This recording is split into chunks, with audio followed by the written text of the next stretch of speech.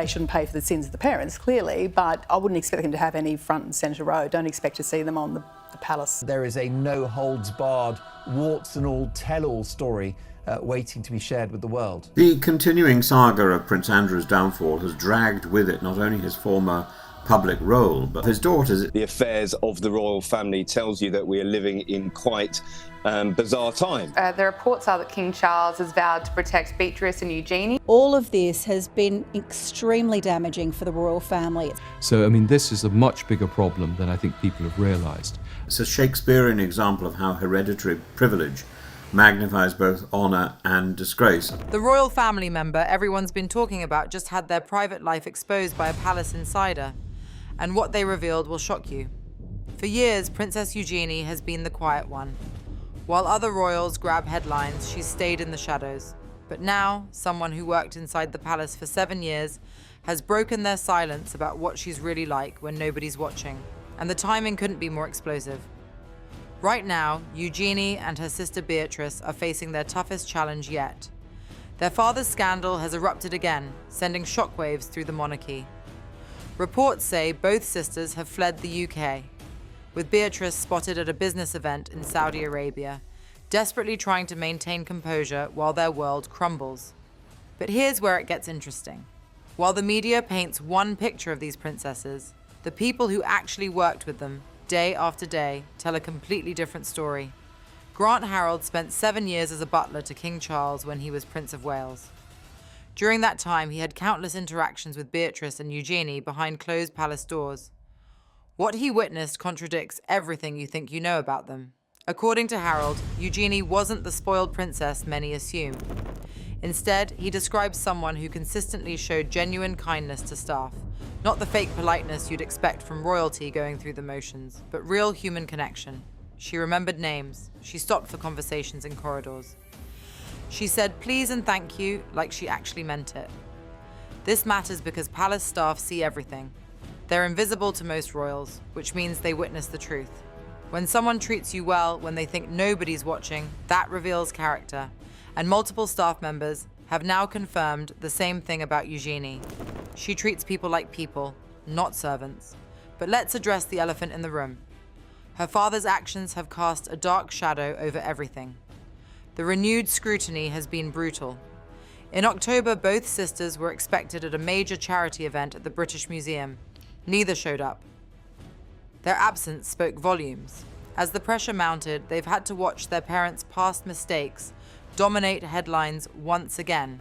I've read that Charles will somewhat try and ring-fence Beatrice and Eugenie as his nieces. Ever-evolving soap opera, that is, of course, what's happening over at Royal Lodge. Their parents' misjudgments have repeatedly placed them in the blast zone. This is full disgrace and pretty much unprecedented as far as we can see. What's happened with Andrew losing his title and now her losing Duchess of York, it just proves that the York brand is totally toxic. It's good for her in a way because it's practical, it's discreet.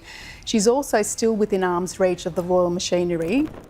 Royal commentator Richard Fitzwilliams called this period deeply painful for the sisters. Any hopes they had of taking on more senior royal roles have vanished.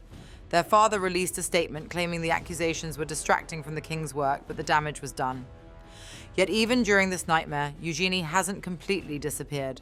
She's been selective, choosing small family gatherings over grand public events. She attended a recent christening, staying visible but controlled. It's a delicate balance between hiding and living. The contrast between public perception and private reality is striking. The media often portrays Eugenie as naive and overprivileged. Her 2018 wedding drew criticism for its guest list. Her loyalty to Prince Harry and Meghan Markle raised eyebrows. Some saw her as one of the last bridges between Harry and the rest of the family, attending private dinners when others wouldn't. Palace insiders describe her as emotionally driven rather than strategic. She leads with feeling, not calculation. That emotional authenticity might explain why staff accounts are so consistently positive. People who operate from genuine emotion tend to see others as humans first, titles second. Her professional life adds another layer. Unlike many royals, Eugenie holds a real job in the art world. Colleagues describe her as committed and low-key, someone who doesn't lean on her title daily. This gives her normalcy, but also leaves her in limbo, neither fully royal nor fully private. The living situation reflects this in-between status. Ivy Cottage, where she lives with husband Jack Brooksbank, is modest by royal standards. Friends describe their home life as grounded and domestic. Beatrice's Cotswolds life mirrors this shift towards stability over status. Now, there's talk of a radical solution. Some suggest the sisters should voluntarily renounce their royal titles. It would be unprecedented, an act of renewal that shows accountability and respect for the slimmed-down monarchy King Charles and Prince William envision. But criticism persists. One palace source painted a less flattering picture, claiming the sisters grew up so insulated they couldn't handle basic responsibilities. They cited Beatrice leaving her car unlocked with keys inside, resulting in theft. The source questioned whether their career choices were genuine preference or necessary reframing as their father's reputation crumbled. This raises the fundamental question: how much of Eugenie's life stems from choice versus circumstance? What makes Harold's account compelling is its simplicity.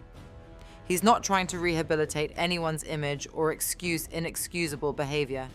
He's just describing what he saw, small moments that reveal character, the tone of voice, the eye contact, whether someone acknowledges your existence or walks past like your furniture. These details don't make headlines, but they build reputations inside palace walls. And consistently, those who worked closely with Eugenie described the same thing: genuine kindness when kindness wasn't required. Despite the family chaos, Eugenie continues showing up where it matters. She attends family milestones. She maintains relationships quietly. She avoids dramatic statements even when provoked. For royal watchers, this consistency speaks volumes. Her restraint suggests someone who understands attention's cost. She chooses silence not because she has nothing to say, but because sometimes saying less says more. The disconnect between public narrative and private reality raises uncomfortable questions. When multiple palace insiders describe someone as genuinely kind behind closed doors, does that change your perception? Even considering the privilege, the missteps, the family controversies. Prince Andrew never really leaves the news, but there's been a sort of tsunami of coverage over the last couple of weeks. He's living in disgrace. He was stripped of his royal duties, and part of that is he's not really being paid by the monarchy anymore because he doesn't complete any royal duty. No one in the royal family likes him.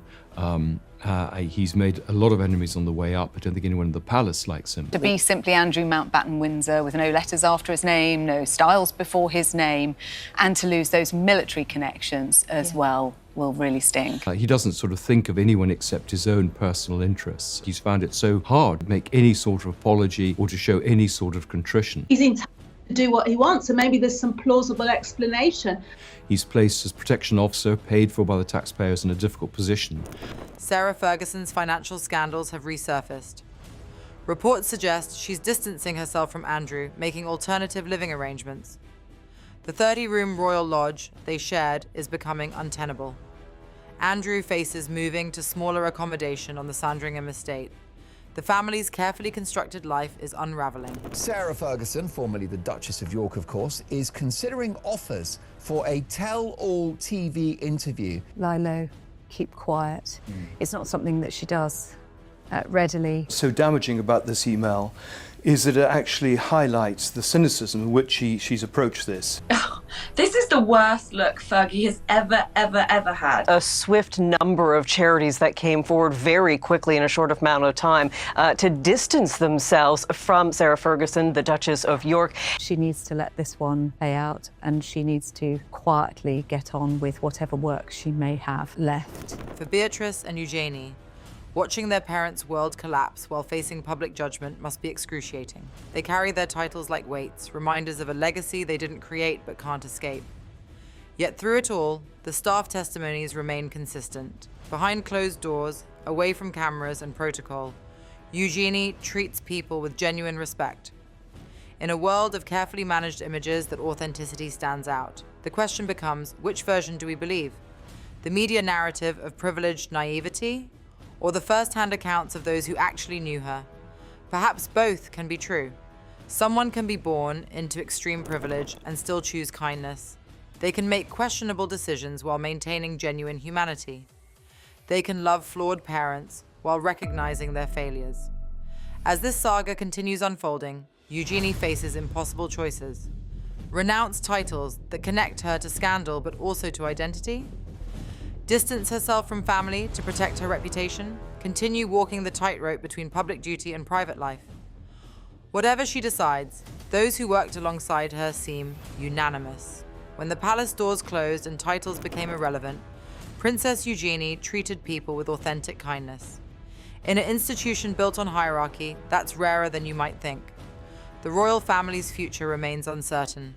Public opinion continues shifting, but sometimes the most revealing stories come not from grand gestures or public statements, but from quiet moments in palace corridors, where a princess stops to genuinely thank someone who expected to be invisible.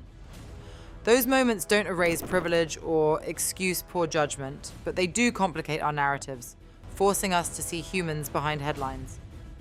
And perhaps that's exactly what we need, the messy, complex truth, rather than simple stories of heroes and villains. As this drama continues unfolding, one thing seems clear. The person Princess Eugenie is when nobody's watching might be exactly who she is when everyone is. And in a world of carefully constructed royal personas, that authenticity, flawed and complicated as it may be, might be the most revolutionary act of all. That's it for today, folks. See you in the next video.